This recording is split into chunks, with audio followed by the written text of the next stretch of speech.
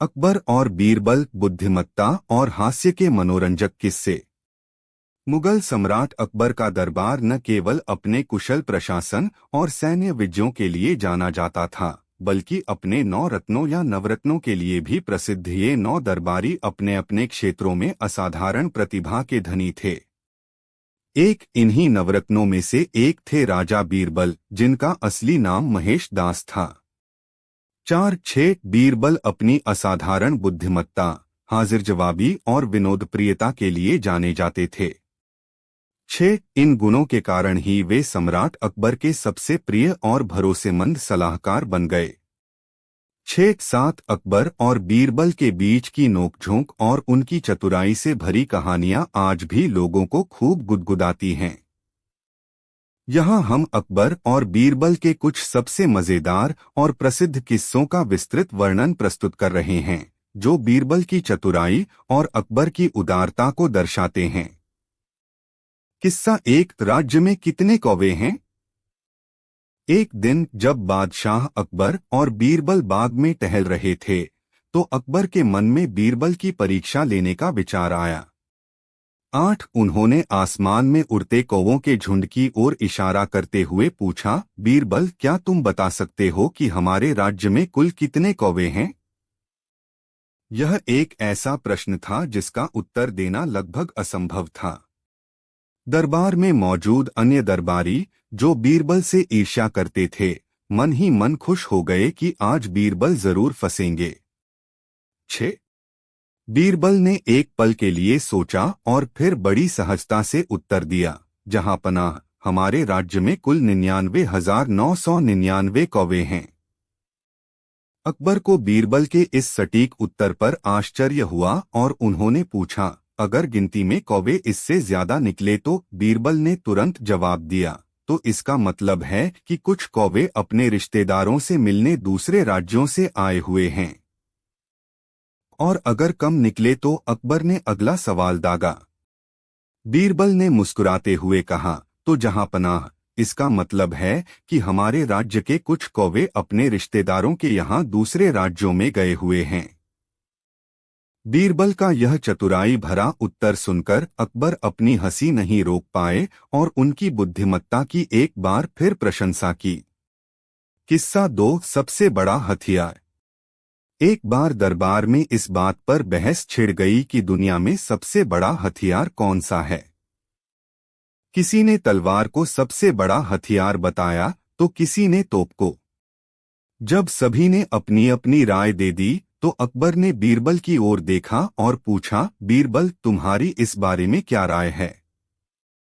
बीरबल ने शांत भाव से उत्तर दिया, जहां पनाह, मेरे अनुसार आत्मविश्वास ही सबसे बड़ा हथियार है।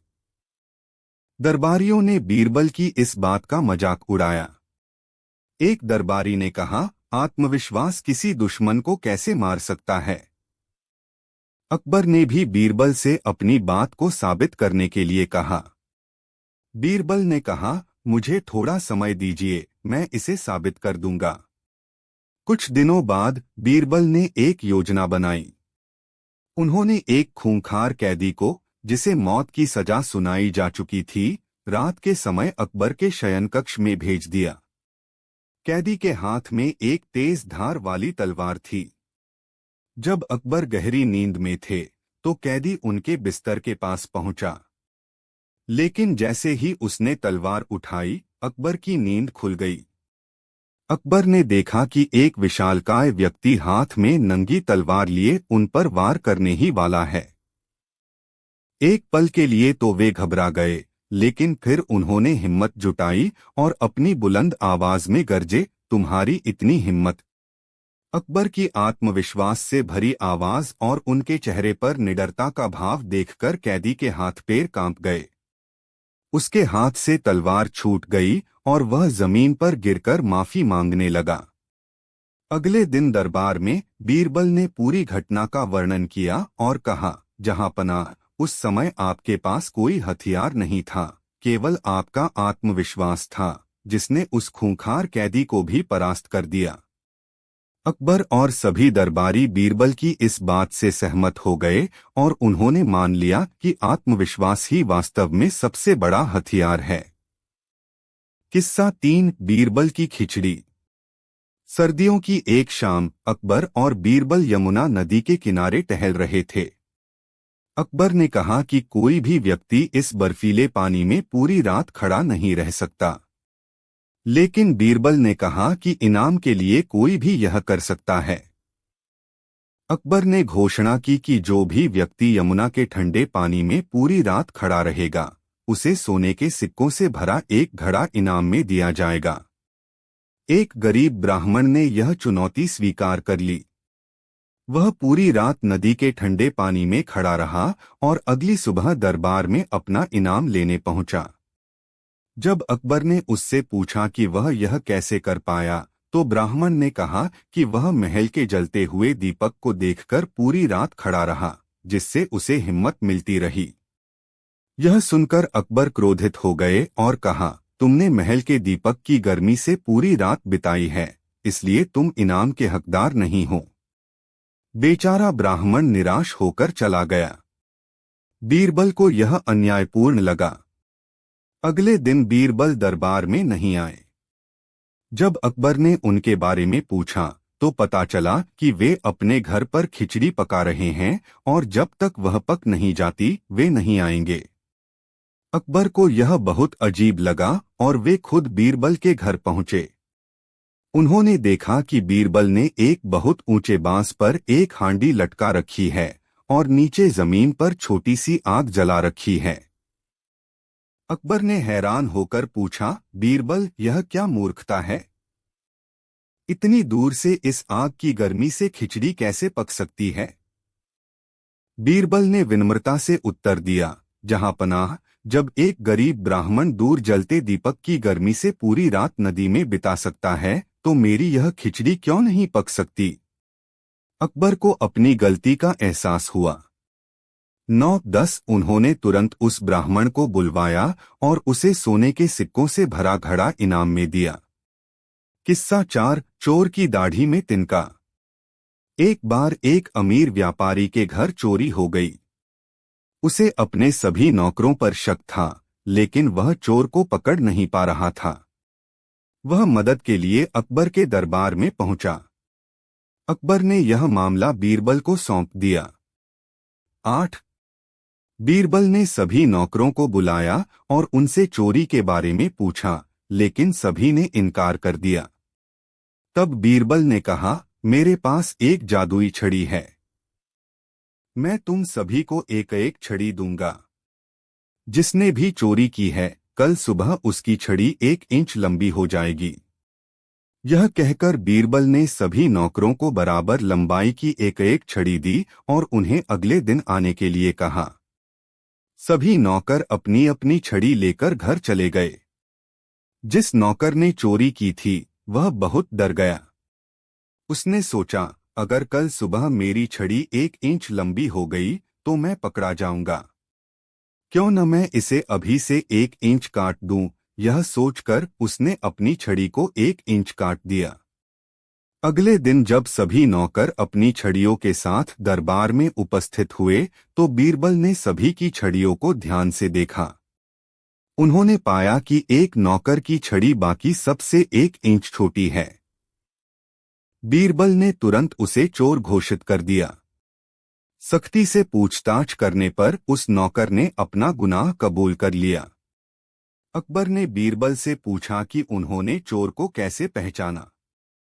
बीरबल ने बताया, जहां पनाह, यह कोई जादुई छड़ी नहीं थी। चोर ने डर के मारे अपनी छड़ी को पहले ही 1 इंच छोटा कर दिया था, यह सोचकर कि वह रात में लंबी हो जाएगी।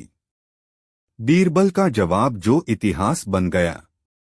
प्रस्तावना, जब आगरा की हवाओं में घुली एक चुनौती। हिंदुस्तान की सरजमी पर मुगल सल्तनत का सूरज अपनी पूरी आबोताब के साथ चमक रहा था। शहंशाह जलालुद्दीन मोहम्मद अकबर के दौर में आगरा सिर्फ राजधानी नहीं, बल्कि तहजीब, इल्म और हुनर का एक ऐसा केंद्र बन चुका था, जिसकी मिसालें दूरदराज के मुल्कों तक दी जाती थीं। शहंशाह अकबर खुद भी सीखने और सिखाने के बड़े शौकीन थे।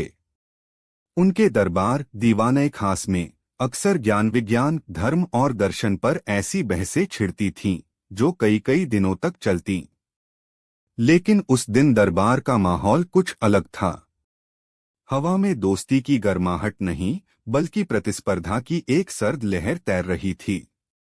शहंशाह के मेहमान थे बुखारा से आए एक महान आलिम विद्वान जिनका नाम था मुल्ला फिरोज। मुल्ला फिरोज अपने ज्ञान और अपनी वाक्पटुता के लिए पूरे मध्य एशिया में मशहूर थे। लेकिन उनके ज्ञान के साथ साथ उनका अहंकार भी उतना ही बड़ा था। उन्हें लगता था कि दुनिया में कोई भी उनके जैसा ज़हीन नहीं है। आगरा आकर उन्होंने अकबर के नवरत्नों की बड़ी तारीफें सुनी थीं, खासकर बीरबल की। उन्हें यह बात हजम नहीं हो रही थी कि एक मामूली सा दरबारी जो कोई बड़ा आलिम या फकीर नहीं, इतना बुद्धिमान कैसे हो सकता है। उनके दिल में बीरबल से जलने की एक आग सुलग रही थी।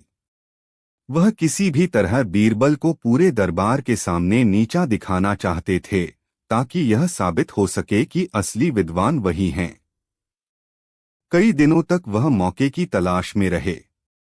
फिर एक दिन जब दीवाने खास खचाखच भरा था और शहंशाह अकबर एक बहुत ही अच्छे मूड में थे, मुल्ला फिरोज अपनी जगह से उठे। उन्होंने अदब से झुककर शहंशाह को सलाम किया और फिर अपनी मक्खन जैसी मीठी लेकिन जहरीली आवाज में बोले, आलमपनाह, आपकी सल्तनत की जय जयकार हो। मैंने आपके दरबार और आपके नवरत्नों की बहुत प्रशंसा सुनी है, खासकर राजा बीरबल की हाजिर जवाबी की। आज मैं उनकी बुद्धि की परीक्षा लेने की गुस्ताखी करना चाहता हूं। अकबर मुस्कुराए, जरूर मुल्ला जी।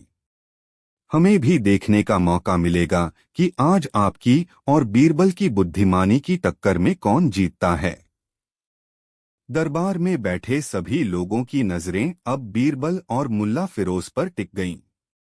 बीरबल अपनी जगह पर शांत भाव से बैठे थे। उनके चेहरे पर एक हल्की सी मुस्कान थी, मानो वह जानते हों कि आगे क्या होने वाला है। मुल्ला फिरोज ने अपनी आवाज में एक नाटकीय गंभीरता लाते हुए पूरे दरबार को सुनाते हुए अपना सवाल दागा। यह एक ऐसा सवाल था जो सवाल कम और एक घातक जाल ज्यादा था। राजा बीरबल, उन्होंने ऊंची आवाज में कहा, आप बहुत ज्ञानी हैं। तो बस मेरे एक छोटे से सवाल का जवाब दे दीजिए। यह बताइए कि शहंशाह हिंद जलालुद्दीन मोहम्मद अकबर बड़े हैं या खुदा ईश्वर बड़ा है। यह सवाल किसी बम की तरह दीवाने खास में फटा। एक पल के लिए वहां मौत जैसा सन्नाटा छा गया। हर कोई जानता था कि यह एक ऐसा दुधारी तलवार वाला सवाल है जिसका कोई भी जवाब बीरबल के लिए मुसीबत खड़ी कर सकता था। अगर बीरबल कहते कि शहंशाह अकबर बड़े हैं तो यह सीधा सीधा ईश्वर का अपमान होता, कुफ्र होता, जिसकी सजा मौत भी हो सकती थी। और अगर वह कहते कि खुदा बड़ा है तो यह शहंशाह की शान में गुस्ताखी मानी जा सकती थी। मुल्ला फिरोज यह साबित कर देते कि बीरबल अपने ही बादशाह को छोटा मानता है।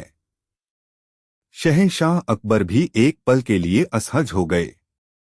उन्हें भी समझ आ गया था कि मुल्ला ने बीरबल को किस भयानक दुविधा में डाल दिया है। सभी दरबारी जो बीरबल से जलते थे मन ही मन खुश हो रहे थे। उन्हें लगा कि आज बीरबल का खेल खत्म हो जाएगा। सबकी निगाहें बीरबल पर थीं, जो अभी भी शांत बैठे थे। उन्होंने मुल्ला फिरोज की आंखों में झांका, जिनमें विजय की क्रूर चमक थी। फिर उन्होंने शहंशाह अकबर को देखा, जिनके चेहरे पर चिंता की लकीरें थीं। बीरबल अपनी जगह से उठे, उन्होंने अदब से सलाम किया और फिर जो कहा उसने इस खेल को और भी मजेदार बना दिया। मुल्ला जी, आपका सवाल बहुत गहरा है। इसका जवाब सोचने के लिए मुझे थोड़ा वक्त चाहिए होगा, बीरबल ने कहा। मुल्ला फिरोज ने मजाक उड़ाते हुए कहा, क्यों राजा बीरबल, आपकी हाजिर जवाबी को क्या हो गया? कुछ सवालों के जवाब जुबान से नहीं बल्कि दिमाग और वक्त से दिए जाते हैं, बीरबल ने शांति से जवाब दिया। आलमपनाह, अगर आपकी इजाजत हो तो मैं इस सवाल का जवाब ठीक 40 दिन बाद इसी दरबार में दूंगा। 40 दिन? यह सुनकर सब हैरान रह गए। एक छोटे से सवाल के लिए 40 दिन की मोहलत।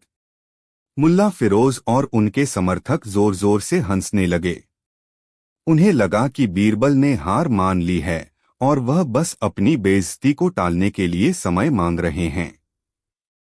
शहंशाह अकबर ने बीरबल पर भरोसा जताते हुए कहा, ठीक है बीरबल, तुम्हें 40 दिन का समय दिया जाता है। दरबार बर्खास्त हो गया। लेकिन आगरा के कूचों और बाजारों में एक नई बहस छिड़ गई थी। क्या बीरबल 40 दिन बाद कोई जवाब दे पाएंगे या वह शहर छोड़कर भाग जाएंगे? यह सवाल अब सिर्फ एक सवाल नहीं बल्कि बीरबल के मान सम्मान और उनकी जिंदगी का सवाल बन गया था। और बीरबल ने इस चुनौती को स्वीकार कर लिया था, एक ऐसे जवाब की तैयारी के लिए जो आने वाली सदियों तक याद रखा जाने वाला था। अध्याय 1, 40 दिनों का इंतजार और अटकलों का बाजार। जैसे जैसे दिन बीतने लगे, आगरा में मुल्ला फिरोज के सवाल और बीरबल की 40 दिन की मोहलत के चर्चे आम हो गए। पान की दुकानों से लेकर शाही हमाम तक हर जगह लोग इसी पर कयास लगा रहे थे। मुल्ला फिरोज रोज दरबार में आते और बड़ी शान से बैठते। उनकी हरकतों से ऐसा लगता मानो वह जंग पहले ही जीत चुके हों। वह अक्सर दूसरे दरबारियों के कान में फुसफुसाते, मैंने तो पहले ही कहा था, उस बीरबल में किताबी ज्ञान नहीं, सिर्फ लफ्फाजी है। अब देखो कैसे दुम दबाकर भागने का रास्ता ढूंढ रहा है। जो दरबारी बीरबल से ईर्ष्या रखते थे, वे मुल्ला की हाँ में हाँ मिलाते और इस अफवाह को और हवा देते। बातें यहाँ तक फैल गईं कि बीरबल रातों-रात अपनी संपत्ति समेटकर आगरा से भागने की तैयारी में हैं। शहंशाह अकबर भी अंदर ही अंदर चिंतित थे। बीरबल उनके लिए सिर्फ एक मंत्री नहीं बल्कि एक दोस्त थे। वह कई बार बीरबल को अपने निजी कक्ष में बुलवाते और पूछते, बीरबल कुछ सोचा? हमें तुम्हारी फिक्र हो रही है। उस मुल्ला ने तुम्हें बुरी तरह फंसा दिया है। बीरबल हर बार बस मुस्कुरा देते और कहते, आलमपनाह आप चिंता न करें। खुदा ने चाहा तो आपकी शान में कोई कमी नहीं आएगी। बस सही वक्त का इंतजार कीजिए। लेकिन बीरबल इन 40 दिनों में कर क्या रहे थे? वह न तो किसी किताब में इस सवाल का जवाब ढूंढ रहे थे, न ही किसी साधु संत से सलाह ले रहे थे। इसके बजाय वह एक बहुत ही अजीब काम कर रहे थे। उन्होंने आगरा के सबसे कुशल दर्जी को बुलवाया और उसे सोने के धागों से बुना एक बेहद कीमती और शानदार चोगा, लंबा कोट बनाने का हुक्म दिया। फिर उन्होंने शहर के सबसे बड़े जौहरी को बुलवाया और उसे एक ऐसी शाही पगड़ी बनाने को कहा जिसमें सल्तनत के सबसे कीमती हीरे और जवाहरात जड़े हों। इसके अलावा वह अक्सर भेष बदलकर शहर में घूमने निकल जाते। वह आम लोगों से बातें करते, बाजार का शोर सुनते, बच्चों को खेलते हुए देखते और कभी कभी घंटों यमुना के किनारे चुपचाप बैठकर लहरों को निहारते रहते। लोगों को लगता कि बीरबल शायद तनाव में हैं और अपना मन बहलाने के लिए ऐसा कर रहे हैं। किसी को भी यह अंदाजा नहीं था कि यह सब उनके उस ऐतिहासिक जवाब की तैयारी का ही एक हिस्सा था। एक हफ्ता बीता, फिर 2, फिर 3। 40 दिन पूरे होने में जब सिर्फ 2 दिन बचे तो पूरे आगरा में बेचैनी अपने चरम पर पहुंच गई। मुल्ला फिरोज ने शहंशाह के सामने ऐलान कर दिया, आलमपनाह, लगता है आपके चतुर मंत्री को कोई जवाब नहीं सूझा। 2 दिन बाद या तो वह दरबार में मुंह छिपाकर आएंगे या आएंगे ही नहीं। उस रात बीरबल ने एक और अजीब काम किया। उन्होंने शहंशाह के मुख्य सचिव को एक पैगाम भिजवाया। उस पैगाम में 2 शाही फरमानों के मसौदे थे। पहला फरमान था, शहंशाह हिंद के हुक्म से मुल्ला फिरोज को तत्काल प्रभाव से मुगल सल्तनत की सीमाओं से बाहर निकाला जाता है। दूसरा फरमान और भी अजीब था। उस पर लिखा था, परवरदिगार ईश्वर के हुक्म से मुल्ला फिरोज को तत्काल प्रभाव से इस दुनिया कायनात से बाहर निकाला जाता है। बीरबल ने सचिव से कहा कि वह इन दोनों फरमानों को शाही कागज पर लिखवाकर तैयार रखे। यह सुनकर सचिव का सिर चकरा गया। उसे लगा कि बीरबल शायद दबाव में अपना मानसिक संतुलन खो बैठे हैं। भला ईश्वर के नाम से कोई शाही फरमान कैसे जारी हो सकता है? लेकिन बीरबल के आदेश का पालन करना उसकी मजबूरी थी। 40वां दिन आ गया। उस दिन दीवाने खास की जगह दीवाने आम में दरबार लगाया गया, ताकि आम जनता भी इस ऐतिहासिक क्षण की गवाह बन सके। मैदान खचाखच भरा हुआ था। हर किसी की नजरें बस दरबार के मुख्य द्वार पर टिकी थीं। क्या बीरबल आएंगे? और अगर आए तो वह क्या जवाब देंगे? अटकलों, फुसफुसाहटों और एक अनजाने रोमांच से पूरा माहौल गूंज रहा था। यह सिर्फ एक सवाल का जवाब नहीं, बल्कि एक शानदार नाटक का अंतिम दृश्य होने वाला था, जिसका मंचन खुद बीरबल ने किया था। अध्याय 2, फैसले का दिन और बीरबल का अनोखा अंदाज। 40वें दिन की सुबह सूरज की पहली किरण के साथ ही दीवान-ए-आम का विशाल प्रांगण लोगों से भरने लगा था। तिल रखने की भी जगह नहीं बची थी। हर कोई उस व्यक्ति की एक झलक पाने को बेताब था, जिसकी बुद्धि और जान आज दांव पर लगी थी। ठीक समय पर शहंशाह अकबर अपने पूरे राजसी वैभव के साथ सिंहासन पर विराजमान हुए। उनके चेहरे पर गंभीरता थी, लेकिन आंखों में अपने दोस्त के लिए एक उम्मीद की किरण भी थी। उनके बगल में एक विशेष आसन पर मुल्ला फिरोज किसी विजयी सेनापति की तरह अकड़कर बैठा था। उसकी आंखों में बीरबल के लिए तिरस्कार और अपने लिए अहंकार साफ झलक रहा था। सभी दरबारी अपनी अपनी जगह ले चुके थे। नगाड़ों की आवाज गूंजी और घोषणा हुई, राजा बीरबल हाजिर हों। सबकी निगाहें दरवाजे पर टिक गईं। एक पल की खामोशी के बाद बीरबल ने दरबार में प्रवेश किया। लेकिन आज उनका अंदाज बिल्कुल अलग था। उन्होंने कोई कीमती शाही लिबास नहीं, बल्कि एक साधारण फकीर जैसे सफेद कपड़े पहने हुए थे। उनके चेहरे पर न कोई शिकन थी, न कोई घबराहट, बल्कि एक ऐसी शांति थी जैसे वह किसी गहरी समाधि से उठे हों। उन्होंने मंच के पास आकर शहंशाह को 3 बार झुककर सलाम किया। मुल्ला फिरोज अपनी जगह से उठा और अपनी जहरीली मुस्कान के साथ बोला, तो आ गए आप राजा बीरबल। हम तो समझे थे कि आप शायद आगरा की हवा पानी से ऊब गए होंगे। खैर, 40 दिन पूरे हुए। अब हमारे सवाल का जवाब दीजिए।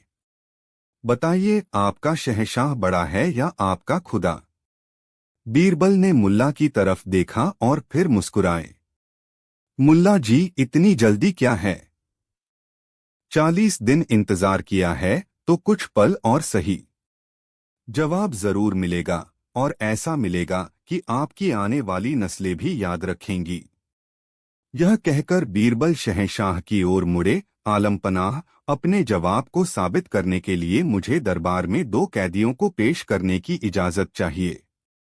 अकबर हैरान हुए, लेकिन उन्होंने इशारा कर दिया। बीरबल के कहने पर 2 कैदियों को लाया गया।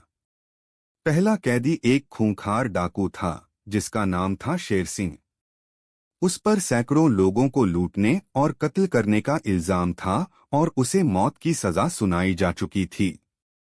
दूसरा कैदी एक बूढ़ा किसान था, जिसका नाम राम भरोसे था। उस पर शाही खजाने से एक सोने की मोहर चुराने का झूठा इल्जाम लगाया गया था और उसे बिना किसी पुख्ता सबूत के 10 साल के लिए जेल में डाल दिया गया था। वह अपनी बेगुनाही की दुहाई दे देकर थक चुका था। दोनों कैदियों को शहंशाह के सामने खड़ा कर दिया गया। दरबार में मौजूद हर व्यक्ति हैरान था कि इन कैदियों का उस मुश्किल सवाल से क्या लेना देना है। बीरबल अब अपने असली रंग में आ रहे थे। उन्होंने मुल्ला फिरोज से कहा, मुल्ला जी, मान लीजिए कि आप न्यायाधीश हैं। ये दो मुजरिम आपके सामने हैं। एक गुनहगार है और एक बेगुनाह। अब मैं आपको दिखाता हूं कि मेरा शहंशाह क्या कर सकता है और आपका खुदा क्या करता है। बीरबल शहंशाह अकबर के पास गए और उनके कानों में कुछ कहा। शहंशाह ने सिर हिलाकर सहमति दी। बीरबल ने ऊंची आवाज में ऐलान किया, शहंशाह हिंद जलालुद्दीन मोहम्मद अकबर अपनी सल्तनत के मालिक होने के नाते इस खूंखार डाकू शेर सिंह को इसके जघन्य अपराधों के बावजूद माफी देते हैं और इसे तुरंत रिहा करने का हुक्म देते हैं। यह सुनकर दरबार में कोहराम मच गया। एक हत्यारे को माफी, यह कैसा न्याय है? इससे पहले कि कोई कुछ समझ पाता, बीरबल ने दूसरा ऐलान किया, और शहंशाह सलामत इसी वक्त इस बेगुनाह किसान राम भरोसे को, जिसे 10 साल की सजा हुई है, उसकी सजा को बढ़ाकर 20 साल करने का हुक्म देते हैं। अब तो लोगों के होश ही उड़ गए। यह तो सरासर अन्याय था। शहंशाह अकबर भी बीरबल का यह नाटक देखकर हैरान थे, लेकिन उन्हें बीरबल पर पूरा भरोसा था। मुल्ला फिरोज जोर से हंसा, वाह राजा बीरबल, वाह। जवाब तो सूझा नहीं। जब अकबर ने बीरबल को देश निकाला दे दिया। प्रस्तावना, एक तूफानी शाम और बुझता हुआ चिराग।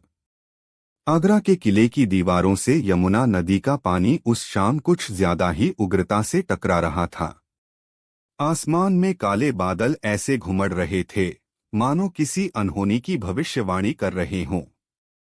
दीवाने खास में, जहां हिंदुस्तान की तकदीर के फैसले लिखे जाते थे, आज एक अभूतपूर्व सन्नाटा पसरा था। शहंशाह जलालुद्दीन मोहम्मद अकबर अपने आलीशान सिंहासन पर पत्थर की मूरत बने बैठे थे। उनकी आंखों में हमेशा चमकने वाली बुद्धिमत्ता और रहम की जगह आज एक दहकती हुई ज्वाला थी, विश्वासघात की ज्वाला। उनके सामने कटघरे में कोई दुश्मन या बागी नहीं, बल्कि वह शख्स खड़ा था जो न सिर्फ उनके नवरत्नों में सबसे चमकदार हीरा था, बल्कि उनके सबसे करीबी दोस्त, उनके भाई और उनकी आत्मा का आईना था, राजा बीरबल। दरबार खचाखच भरा था, लेकिन किसी के मुंह से एक शब्द नहीं निकल रहा था। हर कोई अपनी सांस रोके हुए था। हवा में तनाव इतना घना था कि उसे छुआ जा सकता था। बीरबल पर इल्जाम लगा था देशद्रोह का। सबूत के तौर पर कुछ जाली खत पेश किए गए थे, जिनमें कथित तौर पर बीरबल की मुहर लगी थी और वे पड़ोसी सल्तनत के राजा को भेजे गए थे। इन खतों में आगरा के किले के गुप्त रास्तों और सेना की तैनाती की जानकारी थी। यह साजिश इतनी चतुराई से रची गई थी कि पहली नजर में कोई भी उसे सच मान लेता। साजिश के पीछे थे शहंशाह के कुछ करीबी दरबारी, जो बीरबल की बढ़ती हुई शोहरत, शहंशाह से उनकी नजदीकी और उनकी हाजिर जवाबी से जलते थे। इनमें मुख्य था शहंशाह का मुख्य सलाहकार शमसुद्दीन अतगा खान और खजांची मानिकचंद। उन्होंने महीनों लगाकर यह जाल बुना था। उन्होंने बीरबल की मुहर की नकल बनवाई, उनकी लिखावट की नकल करने वाले कातिब ढूंढे और खतों को एक ऐसे जासूस के हाथ भिजवाया जो जानबूझकर पकड़ में आ गया। अकबर के लिए यह किसी व्यक्तिगत हमले से कम नहीं था। उन्हें ऐसा महसूस हो रहा था जैसे किसी ने उनकी पीठ में छुरा घोंप दिया हो। जिस बीरबल पर वह आंख बंद करके भरोसा करते थे, जिसके साथ वह सल्तनत के सबसे गोपनीय राज साझा करते थे, वही उनकी सल्तनत की जड़ें खोद रहा था। यह सोच ही उनके लिए असहनीय थी। बीरबल, शहंशाह की आवाज में दर्द और गुस्सा घुला हुआ था। हमने तुमसे यह उम्मीद नहीं की थी। हमने तुम्हें मंत्री बनाया, दोस्त माना, भाई का दर्जा दिया, और तुमने हमें यह सिला दिया। बीरबल शांत खड़े थे। उनके चेहरे पर न कोई डर था, न कोई घबराहट। बस एक गहरी उदासी थी। वह जानते थे कि वह निर्दोष हैं, लेकिन वह यह भी जानते थे कि सबूतों का जो मायाजाल बुना गया है, उसे तोड़ना इस वक्त लगभग नामुमकिन है। उनके खिलाफ गवाह भी तैयार कर लिए गए थे। कुछ भी कहना आग में घी डालने जैसा होता। आलमपनाह बीरबल की आवाज शांत और स्थिर थी। वक्त हर जख्म भर देता है और हर सच को उजागर कर देता है। मेरा सच भी एक दिन आपके सामने आएगा। आज आप शहंशाह हैं और मैं एक मुजरिम। आपका हर फैसला सर आंखों पर। बीरबल का यह शांत रवैया अकबर के गुस्से को और भड़का गया। उन्हें लगा कि यह बीरबल का अहंकार है। तुमने अपना गुनाह कबूल नहीं किया, लेकिन तुमने इनकार भी नहीं किया। तुम्हारी खामोशी तुम्हारे जुर्म का सबसे बड़ा सबूत है। शहंशाह अपनी जगह से उठे, उनका चेहरा क्रोध से लाल था। देशद्रोह की सजा मौत है। लेकिन हमारी दोस्ती और तुम्हारी पुरानी सेवाओं के बदले हम तुम्हारी जान बख्श रहे हैं। हम तुम्हें मुगल सल्तनत से देश निकाले का हुक्म देते हैं। आज सूरज ढलने से पहले तुम हमारी सल्तनत की हदों से बाहर चले जाओ और दोबारा कभी अपनी सूरत मत दिखाना। यह फैसला किसी बिजली की तरह दरबार पर गिरा। बीरबल को देश निकाला, यह अकल्पनीय था। अतगा खान और मानिक चंद की आंखों में एक शैतानी चमक तैर गई। उनकी साजिश कामयाब हो चुकी थी। बीरबल ने एक बार फिर शहंशाह को झुककर सलाम किया। उन्होंने एक नज़र पूरे दरबार पर डाली, उन चेहरों को देखा जिन्होंने कल तक उनकी बुद्धिमानी की कस्में खाई थीं और आज उनकी बर्बादी का तमाशा देख रहे थे। फिर बिना कुछ कहे वह शांत कदमों से दरबार से बाहर निकल गए। जैसे ही बीरबल दीवाने खास से बाहर निकले, ऐसा लगा जैसे किले की रूह ही निकल गई हो। अकबर वापस अपने सिंहासन पर धम्म से बैठ गए। उन्होंने अपना चेहरा हाथों में छिपा लिया। उन्होंने अपने सबसे अजीज दोस्त को खो दिया था। उन्हें लगा था कि उन्होंने न्याय किया है, लेकिन उनके दिल के किसी कोने में एक आवाज कह रही थी कि आज न्याय की हत्या हुई है। आगरा के आसमान पर अब रात का अंधेरा छा रहा था और शहंशाह अकबर के दिल में भी एक ऐसा अंधेरा भर गया था जिसे शायद ही कोई चिराग रोशन कर पाता। बीरबल का सफर एक मंत्री के तौर पर खत्म हो चुका था और एक गुमनाम मुसाफिर के तौर पर शुरू होने वाला था। अध्याय एक नए सफर की शुरुआत। ज्ञानी राम का उदय। मुगल सल्तनत की सरहद को पार करते हुए बीरबल ने एक बार भी पीछे मुड़कर नहीं देखा। उन्होंने अपना शाही लिबास, अपनी पगड़ी, अपनी अंगूठियां, सब कुछ उतारकर एक सामान्य किसान के कपड़े पहन लिए थे। अब वह राजा बीरबल नहीं, बल्कि एक आम मुसाफिर थे। उन्होंने अपना नाम रखा ज्ञानी राम। यह नाम उनकी पहचान थी, जिसे कोई उनसे छीन नहीं सकता था। ज्ञान। उनके पास न पैसा था, न कोई सिफारिश, न ही कोई ठिकाना, लेकिन उनके पास थी उनकी बुद्धि, उनका अनुभव और इंसानी फितरत की गहरी समझ। कई दिनों तक वह पैदल चलते रहे, जंगलों और गांवों से गुजरते हुए। वह पेड़ों के नीचे सोते, नदी का पानी पीते और जो भी रूखा सूखा गांव वाले दे देते, उसी पर गुजारा करते। इस यात्रा ने उन्हें हिंदुस्तान को एक नए नजरिए से देखने का मौका दिया। मंत्री के तौर पर वह हमेशा आम लोगों की समस्याओं को सुनते और सुलझाते थे, लेकिन अब वह उन समस्याओं को जी रहे थे। उन्होंने गरीबी, अन्याय और लाचारी को बहुत करीब से देखा। चलते चलते वह एक छोटे से गांव रामपुर पहुंचे। गांव के बाहर एक चौपाल पर कुछ लोग जमा थे और किसी गंभीर मसले पर बहस कर रहे थे। ज्ञानी राम, बीरबल एक पेड़ के नीचे बैठकर उन्हें देखने लगे। समस्या यह थी कि गांव के दो सबसे अमीर भाइयों, हरिया और मोहन, के बीच जमीन का एक टुकड़ा विवाद का कारण बना हुआ था। दोनों का दावा था कि वह जमीन उनके हिस्से की है। मामला गांव के मुखिया के पास गया, लेकिन मुखिया भी उन दोनों भाइयों के प्रभाव के कारण कोई फैसला नहीं सुना पा रहा था। गांव दो गुटों में बंट चुका था और माहौल बहुत तनावपूर्ण था। ज्ञानीराम कुछ देर तक उनकी बातें सुनते रहे। फिर वह धीरे धीरे चलकर चौपाल के पास गए। माफ करना भाइयों, उन्होंने विनम्रता से कहा। मैं एक परदेसी मुसाफिर हूं। अगर आप लोग इजाजत दें तो क्या मैं इस मसले को समझने की कोशिश कर सकता हूं?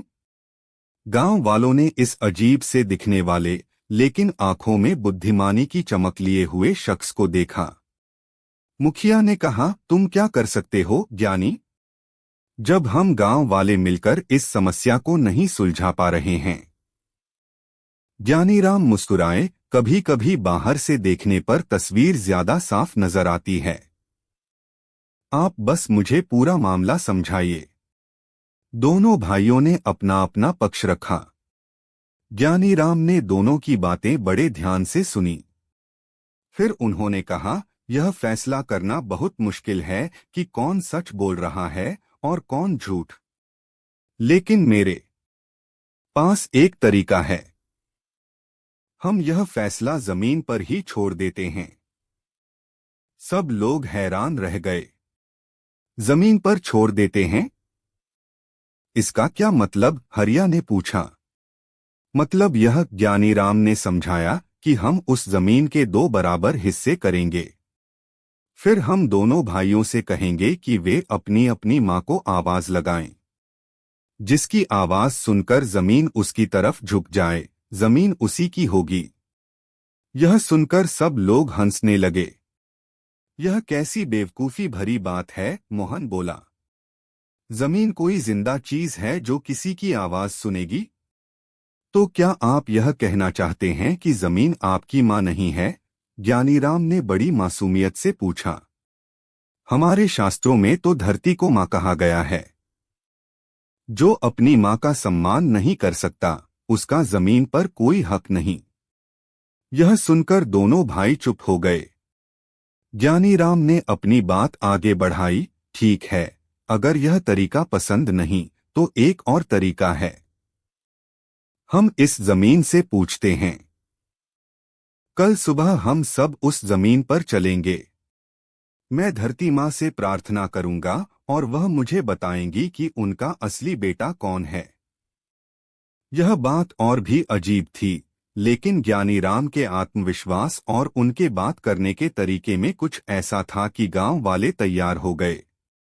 अगली सुबह पूरा गांव उस विवादित जमीन पर इकट्ठा हुआ। ज्ञानीराम ने जमीन पर बैठकर आंखें बंद कर लीं और कुछ देर तक कुछ बुदबुदाते रहे, जैसे कोई मंत्र पढ़ रहे हों। फिर उन्होंने आंखें खोलीं और दोनों भाइयों से कहा, धरती माँ ने अपना फैसला सुना दिया है। सबकी सांसें रुक गईं।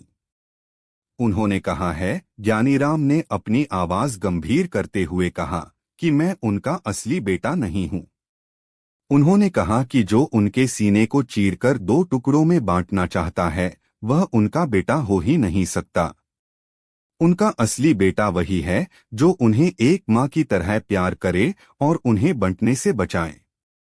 यह कहकर ज्ञानीराम छोटे भाई मोहन की तरफ मुड़े। मोहन, हरिया तुम्हारा बड़ा भाई है। क्या तुम अपने बड़े भाई के लिए अपनी मां का एक छोटा सा टुकड़ा नहीं छोड़ सकते? फिर वह बड़े भाई हरिया की तरफ मुड़े। हरिया, तुम बड़े हो। बड़ों का दिल भी बड़ा होता है। क्या तुम अपने छोटे भाई की खुशी के लिए इस जमीन के टुकड़े का मोह नहीं त्याग सकते? ज्ञानीराम के शब्दों में इतना दर्द, इतनी सच्चाई और इतनी भावना थी कि दोनों भाइयों की आंखों में आंसू आ गए। उन्हें अपनी गलती का एहसास हुआ। वे एक निर्जीव जमीन के टुकड़े के लिए अपने भाई के खून के रिश्ते को भूल गए थे। दोनों भाई एक दूसरे के गले लगकर रोने लगे। उन्होंने फैसला किया कि वे उस जमीन पर मिलकर खेती करेंगे और फसल को आधा आधा बांट लेंगे। पूरा गांव ज्ञानीराम बाबा की जय जयकार करने लगा।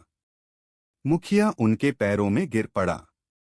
बीरबल ने एक बार फिर साबित कर दिया था कि समस्याओं को सुलझाने के लिए हमेशा तलवार या कानून की नहीं, बल्कि बुद्धि और मानवीय संवेदनाओं की जरूरत होती है।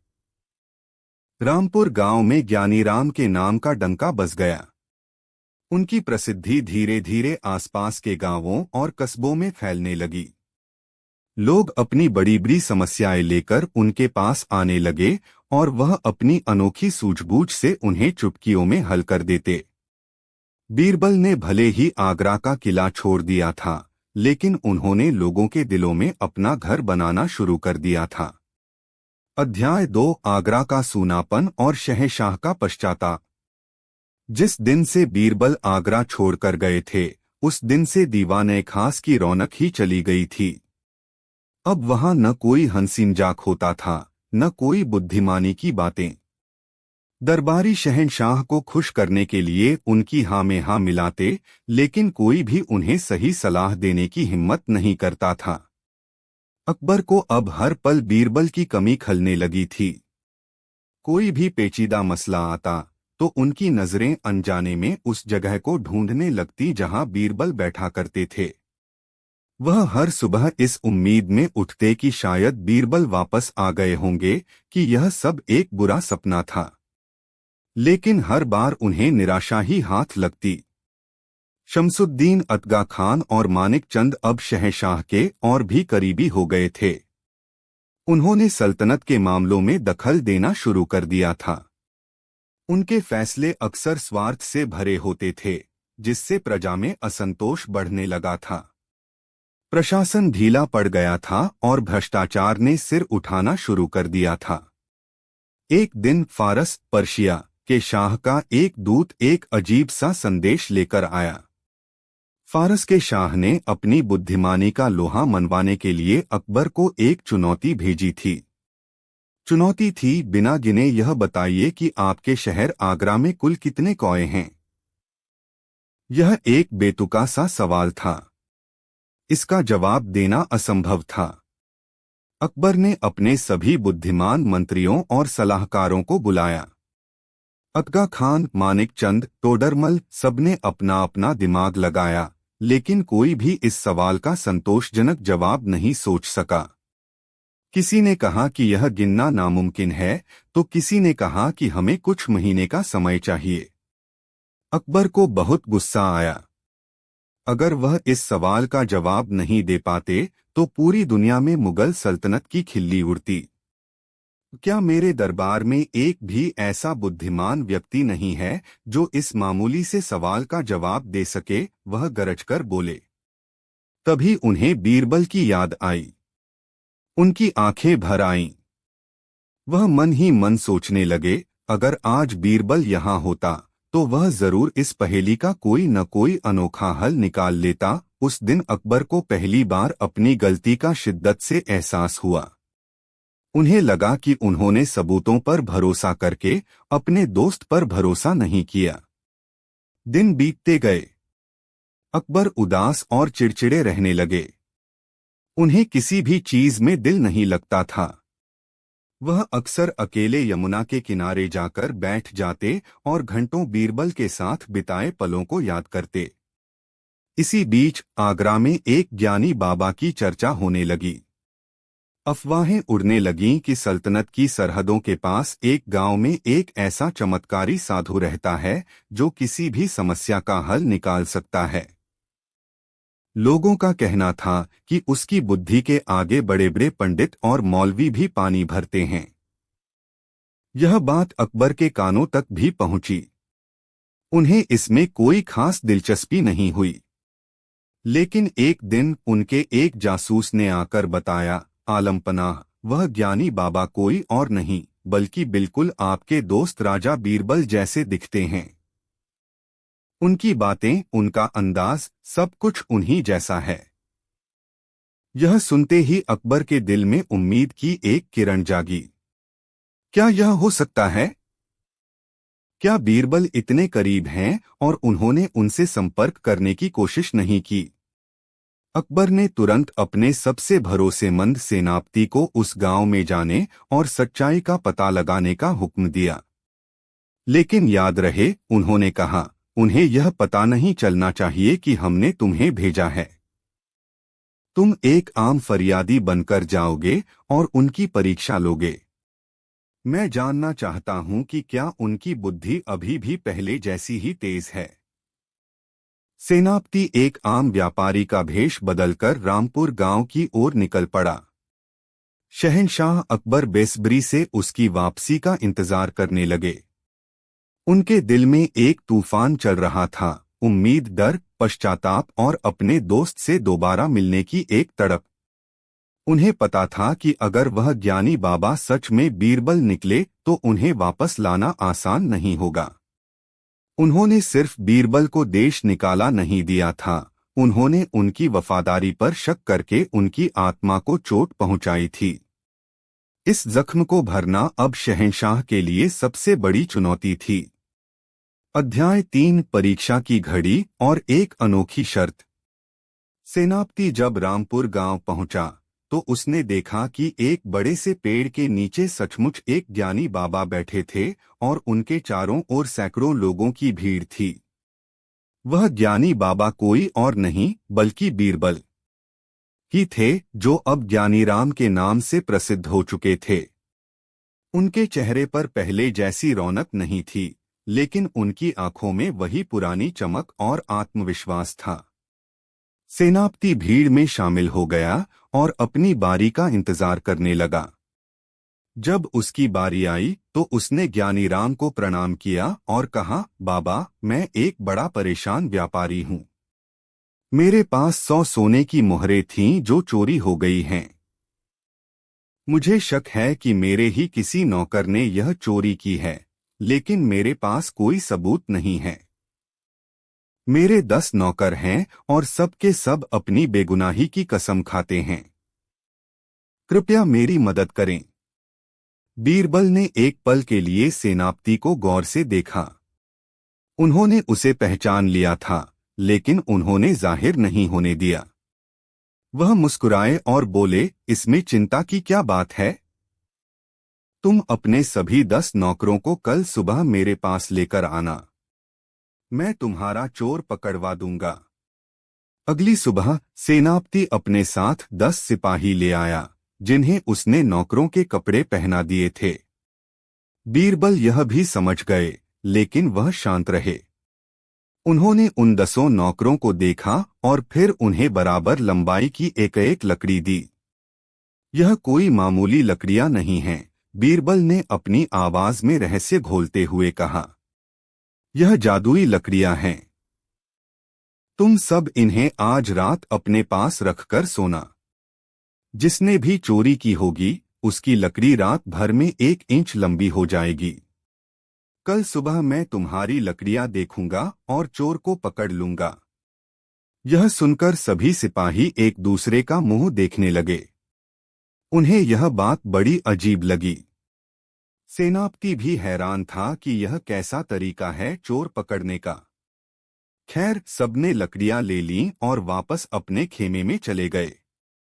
जिस सिपाही को चोर बनने का नाटक करने के लिए कहा गया था, वह रात में सोचने लगा, अगर यह लकड़ी सच में जादुई हुई और सुबह तक 1 इंच लंबी हो गई तो मैं पकड़ा जाऊंगा। क्यों न मैं इसे पहले से ही 1 इंच काट कर छोटा कर दूं। इस तरह सुबह तक जब यह 1 इंच बढ़ेगी तो इसकी लंबाई बाकी लकड़ियों के बराबर ही रहेगी और मैं पकड़ा नहीं जाऊंगा। यह सोचकर उसने अपनी लकड़ी को 1 इंच काट दिया। अगली सुबह जब सभी अपनी अपनी लकड़ियां लेकर बीरबल के पास पहुंचे तो बीरबल ने बस एक नजर में ही उस सिपाही को पकड़ लिया जिसकी लकड़ी 1 इंच छोटी थी। चोर यही है, बीरबल ने उस सिपाही की ओर इशारा करते हुए कहा। सेनापति और बाकी सब हैरान रह गए। लेकिन आपने यह कैसे जाना? सेनापति ने पूछा। बीरबल मुस्कुराए, यह बहुत आसान था। लकड़ियां जादुई नहीं थीं। यह तो चोर के मन का डर था। मुझे पता था कि जो असली चोर होगा वह पकड़े जाने के डर से अपनी लकड़ी को पहले ही 1 इंच छोटा कर देगा, यह सोचकर कि वह रात में बढ़ जाएगी। बाकी निर्दोष लोगों को कोई डर नहीं था। इसलिए उन्होंने अपनी लकड़ियों के साथ कुछ नहीं किया। सेनापति बीरबल की बुद्धिमानी के आगे नतमस्तक हो गया। उसने अपना भेष उतारा और बीरबल को बताया कि उसे शहंशाह अकबर ने भेजा है। राजा बीरबल, उसने कहा, शहंशाह अपनी गलती पर बहुत शर्मिंदा हैं। वह आपको बहुत याद करते हैं। पूरा आगरा सूना हो गया है आपके बिना। कृपया वापस चलिए। बीरबल के चेहरे पर एक उदास मुस्कान आ गई। सेनापति, जिन जख्मों पर वक्त मरहम लगा रहा हो, उन्हें फिर से कुरेदना ठीक नहीं। शहंशाह ने हम पर विश्वास नहीं किया। जिस रिश्ते में विश्वास न हो वह खोखला हो जाता है। लेकिन शहंशाह को आपकी जरूरत है। सेनापति ने आगरा के कौं वाली पहेली के बारे में बताया। बीरबल सब सुनकर चुप हो गए। वह शहंशाह से नाराज जरूर थे, लेकिन वह अपनी सल्तनत और अपने वतन की इज्जत को दांव पर नहीं लगा सकते थे। कुछ देर सोचने के बाद उन्होंने कहा, ठीक है, मैं आगरा वापस आऊंगा, लेकिन मेरी एक शर्त है। क्या शर्त? सेनापति ने उत्सुकता से पूछा। मैं आगरा राजा बीरबल बनकर नहीं, बल्कि इसी ज्ञानी राम के भेष में आऊंगा, बीरबल ने कहा। और शहंशाह को पूरे दरबार के सामने सार्वजनिक रूप से यह स्वीकार करना होगा कि उन्होंने मुझे समझने में गलती की और मेरे साथ अन्याय किया। अगर उन्हें यह शर्त मंजूर है तो ही मैं वापस आऊंगा। यह एक बहुत बड़ी शर्त थी। हिंदुस्तान के शहंशाह से पूरे दरबार के सामने अपनी गलती मनवाना कोई छोटी बात नहीं थी। सेनापति जानता था कि यह अकबर के अहंकार के लिए एक बड़ी चुनौती होगी, लेकिन वह यह भी जानता था कि अकबर बीरबल को वापस पाने के लिए कोई भी कीमत चुका सकते हैं। वह बीरबल को वचन देकर आगरा की ओर लौट पड़ा, एक ऐसे संदेश के साथ जो मुगल सल्तनत के इतिहास को हमेशा के लिए बदलने वाला था। अध्याय 4, वापसी, स्वीकारोक्ति और अनोखी जीत। जब सेनापति ने अकबर को बीरबल की शर्त के बारे में बताया तो एक पल के लिए दीवाने खास में सन्नाटा छा गया। शमसुद्दीन अतगा खान और मानिक चंद जैसे दरबारियों को लगा कि अब शहंशाह का गुस्सा भड़क उठेगा और वह बीरबल को लाने का ख्याल ही छोड़ देंगे। एक शहंशाह, और वह भी जलालुद्दीन मोहम्मद अकबर, अपनी गलती सरेआम कबूल करे, यह उनकी शान के खिलाफ था। लेकिन अकबर की प्रतिक्रिया अप्रत्याशित थी। उन्होंने एक गहरी सांस ली और बोले, हमें यह शर्त मंजूर है। उनकी आवाज में अहंकार नहीं, बल्कि एक गहरी सिंसेरिटी, ईमानदारी थी। गलती करना इंसान की फितरत है, लेकिन उस गलती को मानकर सुधारना ही बादशाह का धर्म है। हमने बीरबल के साथ अन्याय किया है और हम इसकी माफी मांगने के लिए तैयार हैं। जाओ और उन्हें पूरे मान सम्मान के साथ लेकर आओ। साजिश करने वाले दरबारियों के चेहरे पर हवाइयां उड़ने लगीं। उन्हें समझ आ गया था कि अब उनके बुरे दिन शुरू होने वाले हैं। अगले दिन पूरा आगरा अपने प्रिय बीरबल की वापसी का इंतजार कर रहा था। शहंशाह ने एक विशेष दरबार का आयोजन किया। जब बीरबल ज्ञानी राम के भेष में दरबार में दाखिल हुए तो सभी दरबारी और खुद शहंशाह उन्हें देखकर हैरान रह गए। महीनों के देश निकाले ने उन्हें शारीरिक रूप से थका दिया था, लेकिन उनकी आंखों की चमक और बढ़ गई थी। अकबर अपने सिंहासन से उतर आए। वह बीरबल के सामने आए और उनकी आंखों में देखकर बोले, बीरबल मेरे दोस्त, हमने सबूतों पर यकीन किया, अपनी आत्मा की आवाज पर नहीं। हमने तुम्हें समझने में गलती की, एक शहंशाह के तौर पर और एक दोस्त के तौर पर मैं तुमसे अपने किए की माफी मांगता हूं। यह सल्तनत तुम्हारे बिना अधूरी है और मैं तुम्हारे बिना अधूरा हूं। यह एक ऐतिहासिक पल था।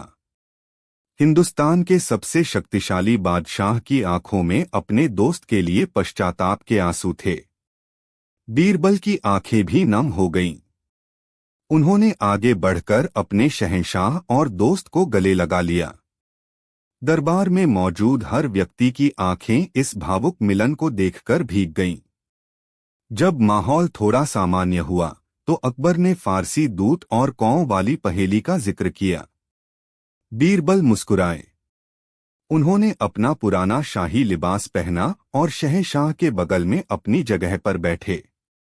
उन्होंने फारसी दूत को बुलाया और बड़े आत्मविश्वास से कहा, अपने शाह से जाकर कहना कि हमने गिनती करवा ली है। आगरा शहर में इस वक्त ठीक 1,15,762 कौए हैं। दरबार में बैठा हर व्यक्ति हैरान था। यह इतना सटीक आंकड़ा कहाँ से आया? फारसी दूत ने संदेह से कहा, लेकिन हम आपकी बात पर यकीन कैसे कर लें? अगर गिनती करने पर कौए इससे कम या ज्यादा निकले तो? बीरबल की मुस्कान और चौड़ी हो गई। उसका भी इंतजाम है, उन्होंने कहा। अगर गिनती करने पर कौए इस संख्या से ज्यादा निकलते हैं तो समझ लेना कि बाहर से कुछ कौए अपने रिश्तेदारों से मिलने आगरा आए हुए हैं। और अगर कौए कम निकलते हैं तो समझ लेना कि आगरा के कुछ कौए अपनी रिश्तेदारी में शहर से बाहर गए हुए हैं। यह जवाब सुनकर फारसी दूत का मुंह खुला का खुला रह गया। यह एक ऐसा जवाब था जिसे कोई चुनौती नहीं दे सकता था। उसने बीरबल की बुद्धिमानी के आगे सिर झुका दिया और स्वीकार किया कि हिंदुस्तान के शहंशाह के पास सचमुच दुनिया का सबसे बुद्धिमान मंत्री है। दरबार राजा बीरबल की जय के नारों से गूंज उठा। लेकिन बीरबल का काम अभी खत्म नहीं हुआ था। उन्होंने शहंशाह से उन जाली खतों और गवाहों की दोबारा जांच करने की इजाजत मांगी। अपनी बुद्धि और गहरी छानबीन से उन्होंने बहुत जल्द अतगा खान और मानिक चंद की पूरी साजिश का पर्दाफाश कर दिया। उन्होंने यह साबित कर दिया कि खतों पर लगी मुहर नकली थी और गवाहों को पैसा देकर खरीदा गया था। सच सामने आने पर अकबर का खून खौल उठा। उन्होंने दोनों देशद्रोही दरबारियों को उम्र कैद की सजा सुनाई और उनकी सारी संपत्ति जब्त कर ली। उस दिन न्याय की जीत हुई, दोस्ती की जीत हुई और सबसे बढ़कर बुद्धि की जीत हुई। बीरबल ने न सिर्फ अपनी बेगुनाही साबित की, हुए कहा। उन्होंने अपनी उंगली हकीम जफर बेग और उसके चापलूस साथियों की ओर उठाई और बोले, दुनिया का सबसे बड़ा झूठ है चापलूसी से की गई तारीफ। वह तारीफ जो एक चापलूस अपने आका के मुंह पर करता है, वह दुनिया का सबसे बड़ा झूठ है, क्योंकि उसमें सच्चाई का एक कतरा भी नहीं होता, सिर्फ अपना मतलब और फायदा छुपा होता है। यह कहते हुए बीरबल ने अपनी जेब से एक पत्र निकाला। यह वह पत्र था जो जफर बेग के जासूस ने कासिम खान को लिखा था और जिसे बीरबल के लोगों ने पकड़ लिया था। उस पत्र में बीरबल के कद्दू वाले प्लान की पूरी जानकारी थी। जैसे ही वह पत्र दरबार में पढ़ा गया, हकीम जफर बेग का चेहरा सफेद पड़ गया। उसकी सारी साजिश, सारी मक्कारी सबके सामने आ गई थी। उपसंहार, बुद्धि की विजय। पूरा मंजर पलट चुका था। जो बीरबल कुछ देर पहले कटघरे में खड़ा था, अब वह एक विजेता था।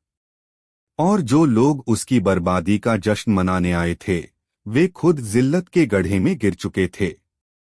शहंशाह अकबर अपनी गद्दी से उठे। उनकी आंखों में बीरबल के लिए सम्मान और अपने दोस्त पर गर्व के आंसू थे। उन्होंने बीरबल को गले से लगा लिया। तुमने आज सिर्फ हमारी सल्तनत की इज्जत नहीं बचाई बीरबल, अकबर ने भरे गले से कहा, बल्कि तुमने हमें यह भी सिखाया है कि सबसे बड़ी ताकत तलवारों में नहीं, अक्ल में होती है। और सबसे बड़ा दुश्मन सरहदों के पार नहीं, बल्कि अपने ही घर में छुपा होता है। हकीम जफर बेग और उसके साथियों को देशद्रोह के जुर्म में कैद कर लिया गया। फारस का दूत कासिम खान अपना सा मुंह लेकर वापस लौट गया। उसने जाकर शाह तहमास्प को जो कहानी सुनाई, उसके बाद फारस ने फिर कभी हिंदुस्तान की ओर टेढ़ी नजर से देखने की हिम्मत नहीं की। उस दिन के बाद बीरबल का कद दरबार में और भी ऊंचा हो गया। यह कहानी सिर्फ 3 सवालों के जवाब की नहीं थी। यह कहानी थी कि कैसे एक इंसान अपनी बुद्धि, सब्र और आत्मविश्वास के बल पर न सिर्फ अपने दुश्मनों को हरा सकता है, बल्कि एक हारी हुई बाजी को भी जीत में बदल सकता है। बीरबल ने उस दिन सिर्फ सवालों के जवाब नहीं दिए थे, उन्होंने इतिहास लिख दिया था। एक ऐसा इतिहास जो आज भी हमें सिखाता है कि जब हालात आपके खिलाफ हों तो घबराना नहीं चाहिए, क्योंकि अक्सर सबसे मुश्किल ताले की चाबी सबसे शांत दिमाग। बीरबल की सबसे अनोखी जीत। प्रस्तावना: दिल्ली का धूमिल आकाश और एक अनसुलझी पहेली। हिंदुस्तान की सल्तनत के हृदय आगरा में उस रोज सूरज की पहली किरणें भी रोजाना की तरह ऊर्जा और जीवन लेकर नहीं, बल्कि एक अनकही उदासी और रहस्य की चादर ओढ़कर उतरी थीं। यमुना का कलकल करता पानी भी आज खामोश था, जैसे किसी अनहोनी की आहट ने उसकी लहरों को भी शांत कर दिया हो। मुगल सल्तनत के सबसे भव्य और सुरक्षित माने जाने वाले शाही खजाने पर किसी ने सेंध लगा दी थी, और यह कोई मामूली सेंध नहीं थी। चोरी हुई वस्तु अपनी कीमत में बेशकीमती तो थी ही, पर उससे कहीं ज्यादा वह शहंशाह अकबर के मान, सम्मान और उनकी सल्तनत की अजेय प्रतिष्ठा का प्रतीक थी। कोह-ए-नूर-ए-हिंद, एक ऐसा हीरा जिसे दुनिया में अद्वितीय माना जाता था। यह हीरा सिर्फ एक रत्न नहीं था, बल्कि पीढ़ियों की विरासत, युद्धों में बहाए गए लहू और मुगलिया सल्तनत के गौरव का जीता जागता सबूत था। उसका गायब हो जाना केवल एक चोरी नहीं, बल्कि शहंशाह अकबर के इकबाल पर एक सीधा प्रहार था। खबर आग की तरह पूरे किले में और फिर आगरा शहर में फैल गई। हर तरफ कानाफूसी और अटकलों का बाजार गर्म था। शाही खजाने की सुरक्षा व्यवस्था इतनी अभेद्य थी कि परिंदा भी पर नहीं मार सकता था। कई स्तरों के ताले, हर पहर बदलते सशस्त्र पहरेदार और गुप्त मार्गों की भूल भुलैया, इसे भेद पाना लगभग असंभव था। फिर भी चोर न केवल अंदर दाखिल हुआ, बल्कि उसने बिना कोई सुराग छोड़े उस बेशकीमती हीरे पर हाथ साफ कर दिया था। न कोई टूटा हुआ ताला मिला, न किसी संघर्ष के निशान और न ही किसी पहरेदार ने कुछ भी संदिग्ध देखा या सुना था। ऐसा प्रतीत हो रहा था मानो हीरा हवा में विलीन हो गया हो। शहंशाह अकबर का क्रोध और चिंता 7वें आसमान पर थी। उनकी भ्रिकुटी चढ़ी हुई थी और उनकी गहरी आंखों में एक तूफान सा उमड़ रहा था। उन्होंने तुरंत अपने सबसे काबिल सेनापतियों, जासूसों और सलाहकारों की एक आपातकालीन सभा बुलाई। दीवाने खास में तनाव का माहौल ऐसा था कि कोई ऊंची आवाज में सांस लेने की भी हिम्मत नहीं कर रहा था। यह कैसे हुआ? शहंशाह की गरजती हुई आवाज ने खामोशी को चीर दिया। हमारी नाक के नीचे से कोई सल्तनत की सबसे कीमती चीज उड़ा ले गया और किसी को कानों कान खबर तक नहीं हुई। क्या हमारी सुरक्षा व्यवस्था इतनी खोखली हो गई है? किसी के पास कोई जवाब नहीं था। सबके सिर झुके हुए थे। साम्राज्य के सबसे तेज दिमाग वाले लोग भी इस रहस्य के सामने लाचार नजर आ रहे थे। कई दिनों तक जांच पड़ताल चली। हर पहरेदार से, हर कर्मचारी से, खजाने के आसपास रहने वाले हर शख्स से कड़ी पूछताछ की गई, लेकिन नतीजा सिफर ही रहा। चोर मानो कोई इंसान नहीं, बल्कि कोई भूत या जिन्न था जो आया और अपना काम करके गायब हो गया। जब हर कोशिश नाकाम हो गई और उम्मीद की हर किरण दम तोड़ती नजर आने लगी, तब शहंशाह अकबर को अपने नवरत्नों में से उस एक रत्न की याद आई जो हमेशा अपनी असाधारण बुद्धि और अनोखी सूझबूझ से अंधेरे में रोशनी की किरण बनकर उभरता था। बीरबल। बीरबल उस समय किसी राजकीय कार्य से दिल्ली गए हुए थे। उन्हें तत्काल आगरा वापस लौटने का फरमान भेजा गया। जब बीरबल दीवाने खास में हाजिर हुए तो उन्होंने शहंशाह के चेहरे पर चिंता की गहरी लकीरें और दरबारियों के चेहरों पर निराशा का भाव स्पष्ट रूप से पढ़ लिया। बीरबल, तुम आ गए, शहंशाह की आवाज में एक उम्मीद की हल्की सी झलक थी। तुमने सब सुन तो लिया ही होगा। हमारी सल्तनत की इज्जत दांव पर है। हमें वह हीरा हर हाल में वापस चाहिए और उस गुस्ताख चोर को उसके किए की सजा मिलनी चाहिए। बीरबल ने अदब से झुककर सलाम किया और फिर शांत भाव से पूरे घटनाक्रम को विस्तार से सुना। उनकी आंखों में न तो कोई घबराहट थी और न ही कोई अतिआत्मविश्वास। वह बस शांत चित्त से हर एक छोटी बड़ी बात को अपने मन में तोल रहे थे। दरबार में मौजूद हर व्यक्ति की नजरें अब केवल बीरबल पर टिकी थीं। सबको विश्वास था कि अगर इस असंभव पहेली को कोई सुलझा सकता है तो वह सिर्फ और सिर्फ बीरबल ही है। बीरबल ने शहंशाह को आश्वासन दिया, आलमपनाह, आप चिंता न करें। चोर ने भले ही कोई सुराग न छोड़ा हो, लेकिन उसने एक गलती जरूर की है, और वह है चोरी करने की गलती। हर अपराधी कोई न कोई निशान छोड़ ही जाता है, बस उसे देखने के लिए पारखी नजर चाहिए। मुझे 48 घंटे की मोहलत दी जाए। शहंशाह ने अनुमति दे दी। अब पूरा दारोमदार बीरबल के कंधों पर था। यह सिर्फ एक हीरे की चोरी का मामला नहीं था, बल्कि यह बीरबल की बुद्धि, प्रतिष्ठा और शहंशाह के विश्वास की सबसे बड़ी परीक्षा थी। बीरबल को पता था कि यह उनकी जिंदगी की सबसे चुनौतीपूर्ण पहेली होने वाली है, एक ऐसी चुनौती जो उनकी सबसे अनोखी जीत के रूप में इतिहास में दर्ज हो जाएगी। अध्याय 1, रहस्य का जाल और बीरबल की अनोखी जांच। बीरबल ने अपनी जांच की शुरुआत उस स्थान से की जहां अपराध हुआ था, शाही खजाना। यह कमरा किले के सबसे भीतरी और सुरक्षित हिस्से में स्थित था। भारी धातु का एक विशाल दरवाजा, जिस पर 7 अलग अलग तरह के ताले जड़े थे, इसकी सुरक्षा का पहला स्तर था। बीरबल ने हर ताले का बारीकी से मुआयना किया। उन पर खरोंच का एक भी निशान नहीं था। यह स्पष्ट था कि चोर ने या तो तालों को खोला था या उसके पास इन सभी 7 तालों की चाबियां थीं। यह दिलचस्प है, बीरबल ने अपने सहायक से कहा। इन तालों की चाबियों का गुच्छा केवल 3 लोगों के पास रहता है, स्वयं शहंशाह सलामत, खजांची रामदास और मुख्य सेनापति। क्या इन तीनों से पूछताछ हुई? सहायक ने बताया कि तीनों से कई बार पूछताछ हो चुकी है और वे सभी अपनी बेगुनाही की कस्में खाते हैं। चोरी वाली रात तीनों ने ही अपने अपने कक्ष में होने का दावा किया था। बीरबल खजाने के अंदर दाखिल हुए। कमरे के बीचों बीच एक मखमल से ढकी चौकी पर वह संदूक रखा था जिसमें हीरा जड़ित था। संदूक भी बंद था और उस पर भी कोई जोर जबरदस्ती के निशान नहीं थे। बीरबल ने अपनी उंगलियों से कमरे की दीवारों, फर्श और उस संदूक को छुआ। उन्होंने हवा में किसी अनजानी गंध को महसूस करने की कोशिश की, किसी ऐसी ध्वनि को सुनने का प्रयास किया जो शायद उस रात गूंजी हो। उनकी जांच का तरीका पारंपरिक नहीं था। वह सुराग नहीं ढूंढ रहे थे, वह उस माहौल को, उस क्षण को फिर से जीने की कोशिश कर रहे थे जब यह चोरी हुई थी। उन्होंने खजाने के रोशनदानों की जांच की, जो इतने संकरे थे कि कोई बच्चा भी उनसे अंदर नहीं आ सकता था।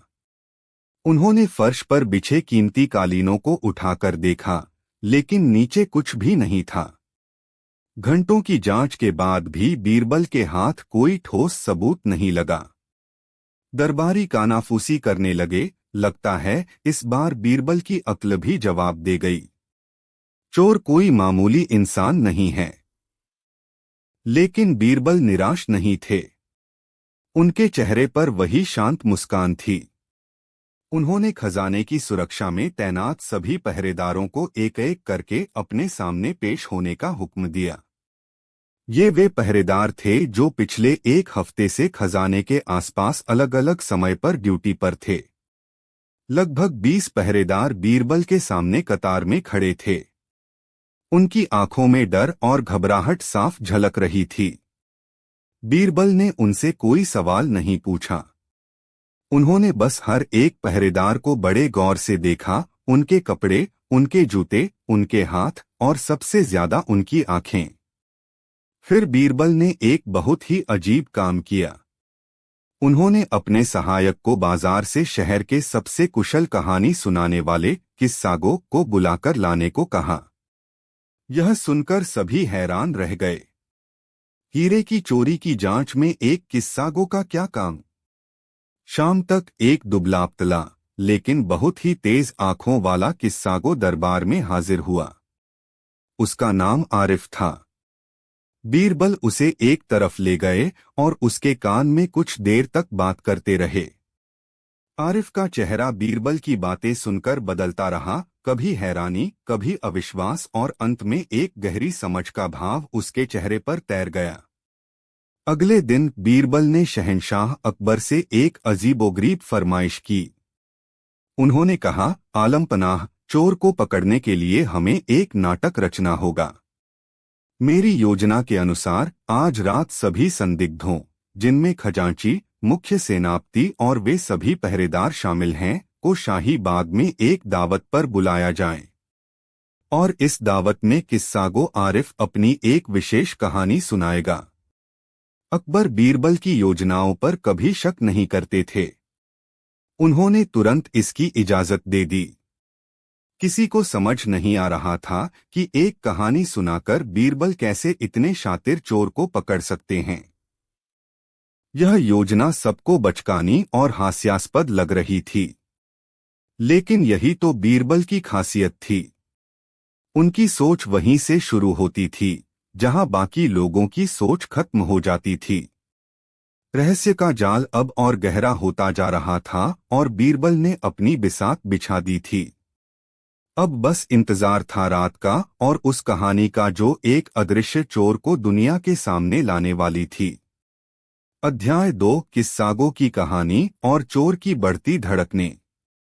चांदनी रात में शाही बाग को किसी दुल्हन की तरह सजाया गया था। फव्वारों से गिरते पानी की आवाज, फूलों की भीनी भीनी खुशबू और रेशमी पर्दों के पीछे जलते चिरागों की रोशनी एक जादुई माहौल बना रही थी। बाग के बीचों बीच एक बड़ा सा मंच लगाया गया था जहां किस्सागो आरिफ के बैठने का इंतजाम था। सभी संदिग्ध मेहमान खजांची रामदास, जो अपनी तोंद और घबराहट के लिए जाने जाते थे, मुख्य सेनापति, जिनका चेहरा हमेशा पत्थर की तरह भावहीन रहता था, और वे 20 पहरेदार, जो अभी भी समझ नहीं पा रहे थे कि उन्हें इस शाही दावत में क्यों बुलाया गया है, अपनी अपनी जगह पर बैठ चुके थे। शहंशाह अकबर और बीरबल भी एक विशेष स्थान पर विराजमान थे। माहौल में एक अजीब सी खामोशी और तनाव घुला हुआ था। बीरबल के इशारे पर किस्सागो आरिफ ने अपनी मखमली आवाज में कहानी शुरू की। आज मैं आप सबको किसी राजा रानी या परी की कहानी नहीं, बल्कि एक चोर की कहानी सुनाऊंगा, आरिफ ने कहा, और उसकी रहस्यमय आवाज ने सबका ध्यान खींच लिया। एक ऐसा चोर जो इंसानों की नहीं, बल्कि जिन्नों की दुनिया में रहता था। उसका नाम था ख्याल। वह कोई भी रूप धारण कर सकता था, किसी भी दीवार के आर पार जा सकता था और किसी भी ताले को बिना छुए खोल सकता था।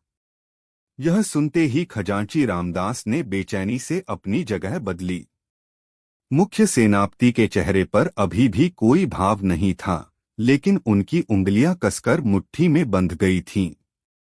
आरिफ ने कहानी आगे बढ़ाई। एक बार ख्याल जिन ने परियों के राजा के खजाने से सबसे कीमती रूहैशबाब नाम का पत्थर चुरा लिया।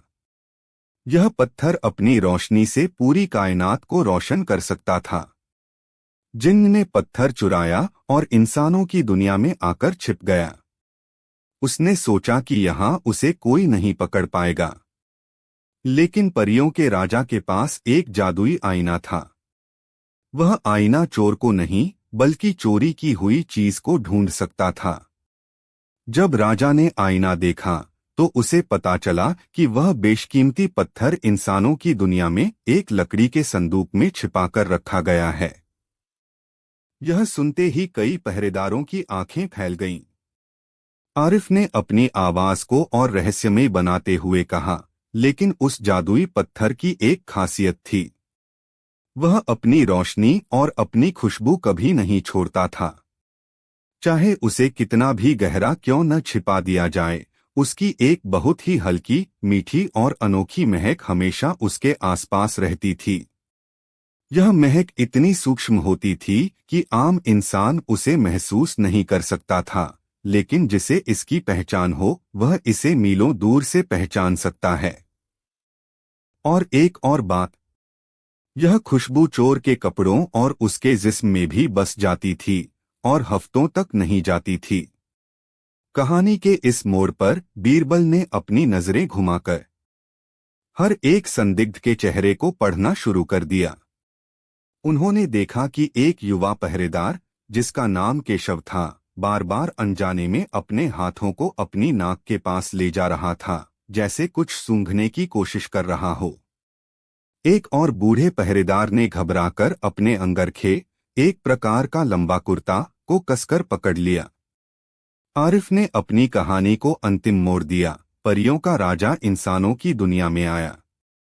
उसे चोर को ढूंढने की जरूरत नहीं थी। उसने बस उस अनोखी महक का पीछा किया। महक उसे सीधे उस चोर तक ले गई जिसने वह पत्थर चुराया था। चोर पकड़ा गया क्योंकि वह उस पत्थर की खुशबू से खुद को अलग नहीं कर पाया था। वह खुशबू ही उसका सुराग बन गई। कहानी खत्म हुई। बाग में एक सन्नाटा छा गया। शहंशाह अकबर को यह कहानी दिलचस्प लगी, लेकिन उन्हें यह समझ नहीं आया कि इसका चोरी से क्या लेना देना है। बीरबल अपनी जगह से उठे और बोले, किस्सागो आरिफ का बहुत बहुत शुक्रिया। कहानी बहुत शानदार थी।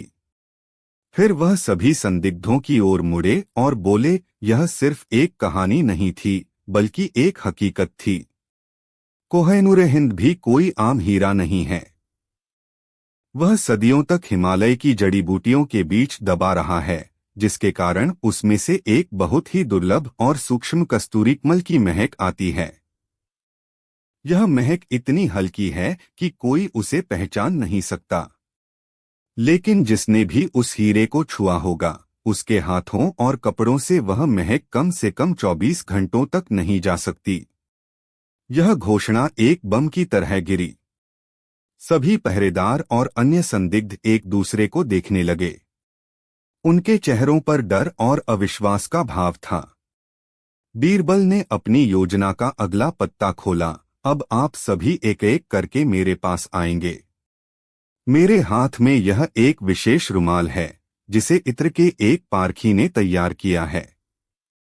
यह कस्तूरीकमल की गंध को तुरंत पकड़ लेता है। मैं यह रुमाल आप सबके हाथों पर फेरूंगा। अब चोर के लिए बचने का कोई रास्ता नहीं था। उसे पता था कि वह पकड़ा जाएगा। उसकी धड़कनें किसी नगाड़े की तरह बज रही थीं। उसे लग रहा था कि उसकी सांसें अभी रुक जाएंगी। बीरबल की अनोखी चाल कामयाब हो चुकी थी। चोर अपनी ही घबराहट और मनोवैज्ञानिक दबाव के जाल में पूरी तरह फंस चुका था। अब बस उस चेहरे को बेनकाब करना बाकी था, जो इस पूरे षड्यंत्र के पीछे था। अध्याय 3, नकाब के पीछे का चेहरा और जीत का ऐलान। बीरबल की घोषणा के बाद दावत का खुशनुमा माहौल एकदम से खौफ और शंका में बदल गया। हर कोई एक दूसरे को संदेह की नजरों से देख रहा था। बीरबल एक ऊंचे चबूतरे पर खड़े हो गए। उनके हाथ में एक सफेद रेशमी रुमाल था। उनकी नजरें किसी बाज की तरह हर एक व्यक्ति के चेहरे के हाव भाव का विश्लेषण कर रही थीं। एक एक करके आगे आओ, बीरबल की शांत लेकिन दृढ़ आवाज गूंजी। सबसे पहले मुख्य सेनापति आगे बढ़े। उनके चेहरे पर अभी भी कोई शिकन नहीं थी। उन्होंने अपने हाथ आगे बढ़ा दिए। बीरबल ने रुमाल को उनके हाथों पर फेरा और फिर सूंघा।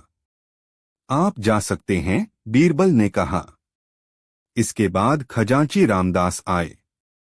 वह पसीने से तरबतर थे और उनके हाथ कांप रहे थे। बीरबल ने वही प्रक्रिया दोहराई और उन्हें भी जाने दिया। अब पहरेदारों की बारी थी। एक एक करके वे आते गए। हर पहरेदार के दिल में एक अजीब सा डर था, चाहे वह निर्दोष ही क्यों न हो। बीरबल हर किसी के साथ वही कर रहे थे, रुमाल फेरना और फिर उसे सूंघना। 15 पहरेदार गुजर चुके थे और रुमाल से कोई खास गंध नहीं आई। अब उस युवा पहरेदार केशव की बारी थी, जो कहानी सुनते समय बेचैन हो गया था। जब वह आगे बढ़ा तो उसके पैर लड़खड़ा रहे थे। उसने डरते डरते अपने हाथ आगे किए।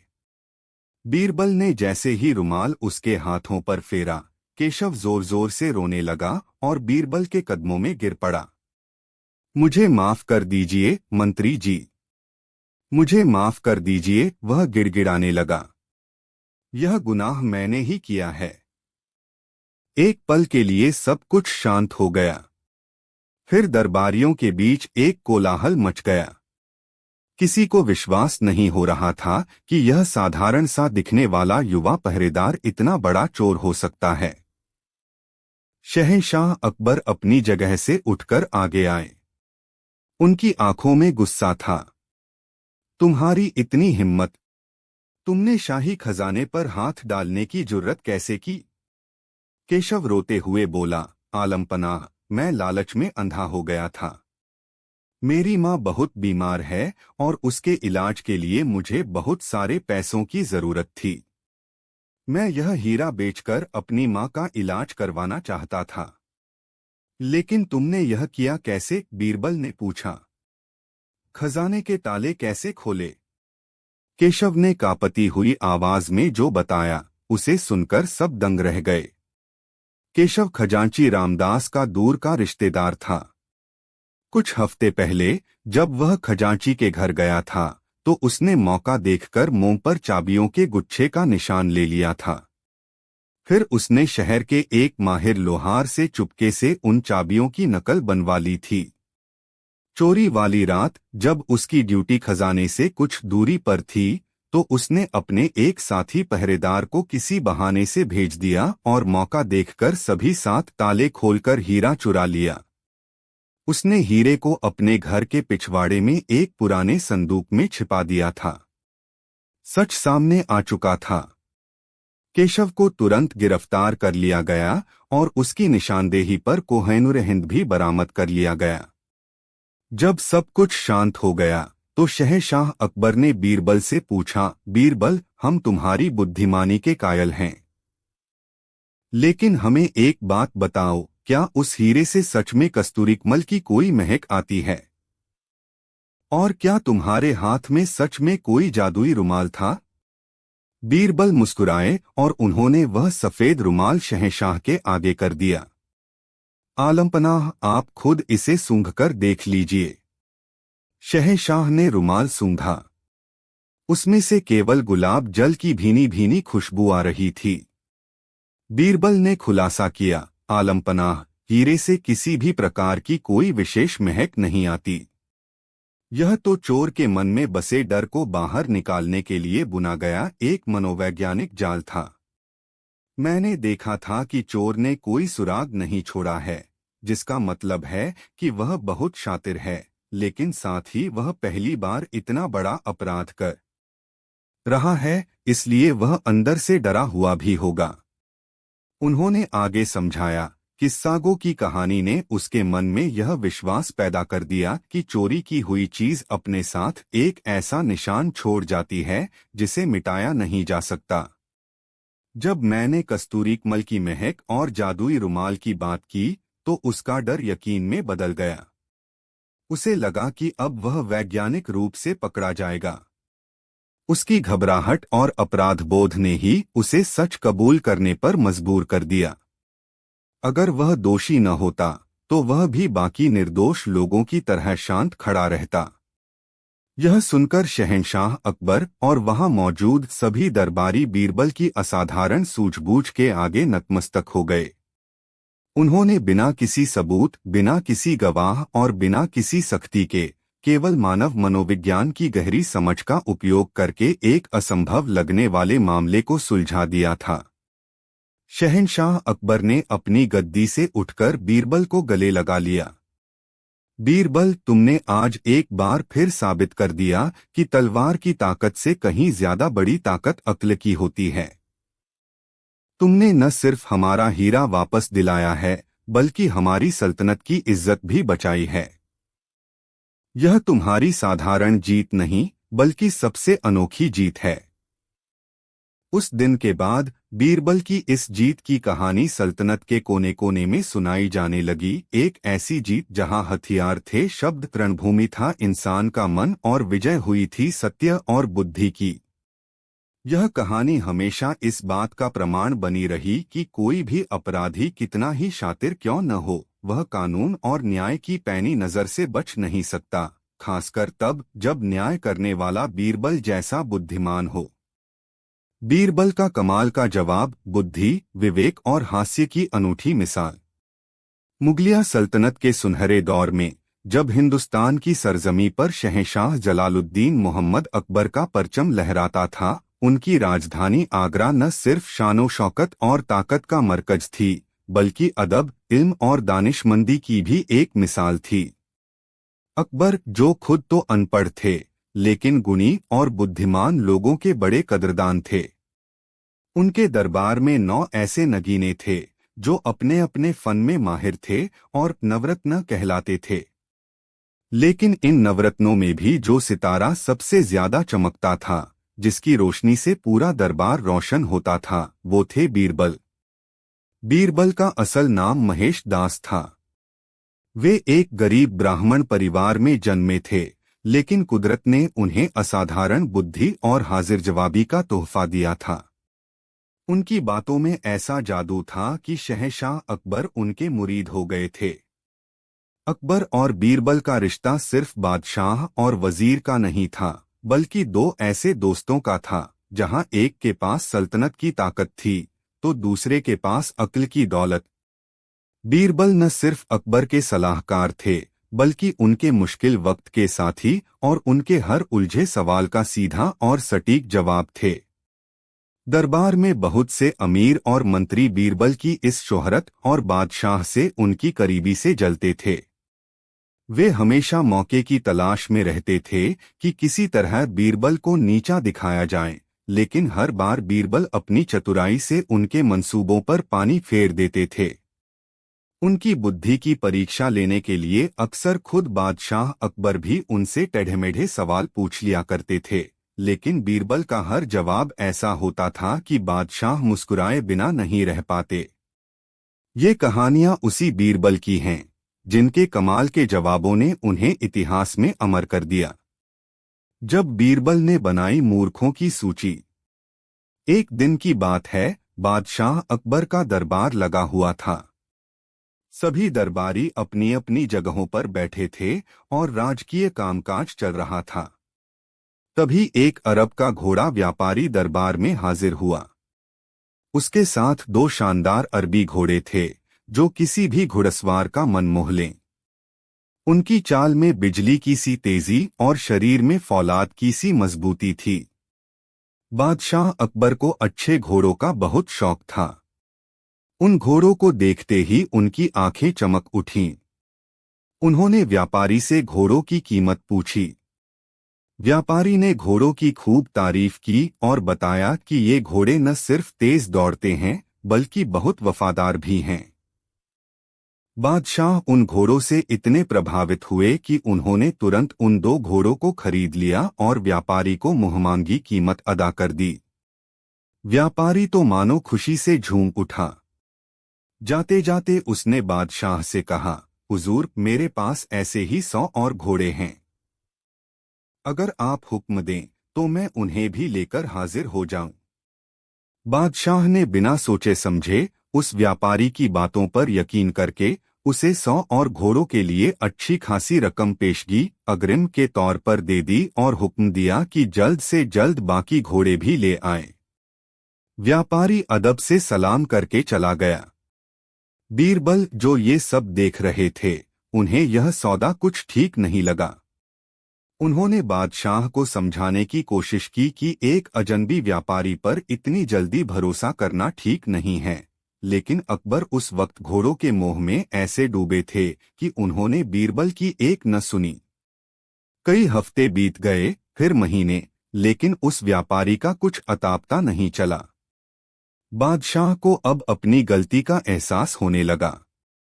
उन्हें गुस्सा भी आ रहा था और शर्मिंदगी भी महसूस हो रही थी। एक दिन दरबार में बादशाह अकबर किसी बात पर बीरबल से नाराज हो गए। उन्होंने गुस्से में कहा, बीरबल, तुम खुद को बहुत अक्लमंद समझते हो, जाओ और मेरे राज्य के 10 सबसे बड़े मूर्खों की एक सूची बनाकर लाओ। बीरबल ने बड़ी शांति से कहा, जो हुक्म जहांपना। अगले दिन बीरबल एक कागज लेकर दरबार में हाजिर हुए। बादशाह ने पूछा, क्या तुम मूर्खों की सूची ले आए? बीरबल ने कहा, जी हुजूर, ले आया। बादशाह ने सूची देखने के लिए हाथ बढ़ाया। बीरबल ने कागज उनकी तरफ बढ़ा दिया। बादशाह ने सूची पर नजर डाली तो उनका चेहरा गुस्से से लाल हो गया।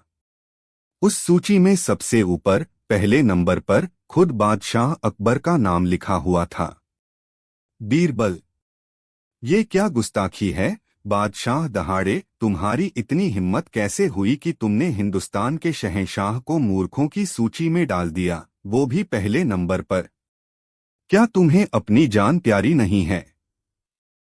पूरे दरबार में सन्नाटा